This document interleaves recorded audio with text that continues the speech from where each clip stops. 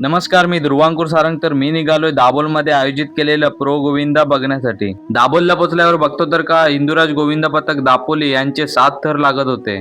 हिंदुराज गोविंदा पथकामध्ये माझा मित्र सुद्धा असतो. आता तुम्ही त्याला बघत आहात, तोच माझा मित्र कुणाल आहे. 7 थर लावून झाल्यावरती कुणालला भेटलो आणि कुणाल कडून आपल्याला असे समजले की हिंदुराज गोविंदा पथक ह्या स्पर्धेतून बाहेर झाले आहे. या स्पर्धेतून बाहेर होताना हे 7 थर लावून स्वतःला आणि सर्वांना सांगितलंय, पराभव हा शेवट नसतो, तो जिद्दीची नवी सुरुवात असते. आता फक्त या स्पर्धेमध्ये 4 गोविंदा पथक उरले आहेत. या क्वालिफाय झालेल्या 4 गोविंदा पथकामध्ये आपल्या झारणाई दापोली मधले 3 गोविंदा पथक आहेत आणि 1 गोविंदा पथक चिपळूण मधलं आहे. हरणे मधले असणारे गोविंदा पथक म्हणजे नागेश्वर गोविंदा पथक, हिंदू एकता गोविंदा पथक, श्री गजानन गोविंदा पथक आणि चिपळूण मधला गोविंदा पथक म्हणजे श्री गणेश गोविंदा पथक. या 4 गोविंदा पथकामध्ये 2 गोविंदा पथक फायनलिस्ट म्हणून निवडून आले. फायनल मध्ये प्रवेश केलेल्या 2 गोविंदा पथकांची नावं आहेत नागेश्वर गोविंदा पथक हरणाई दापोली आणि दुसऱ्या क्रमांकावरती आहे श्री गणेश गोविंदा पथक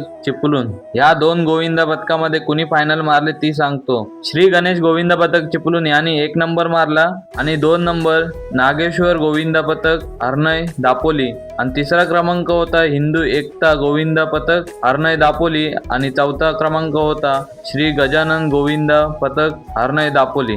जिंकलेल्या सर्व गोविंदा पथकांना माझ्याकडून खूप खूप शुभेच्छा आणि तुमचं यामधील कुठलं गोविंदा पथक आवडीचं आहे ते कमेंट करून नक्की सांगा आणि व्हिडिओ आवडले असल्यास लाईक करा, नवीन असाल तर सबस्क्राईब करा. चला भेटू अशाच एक नवीन व्हिडिओमध्ये.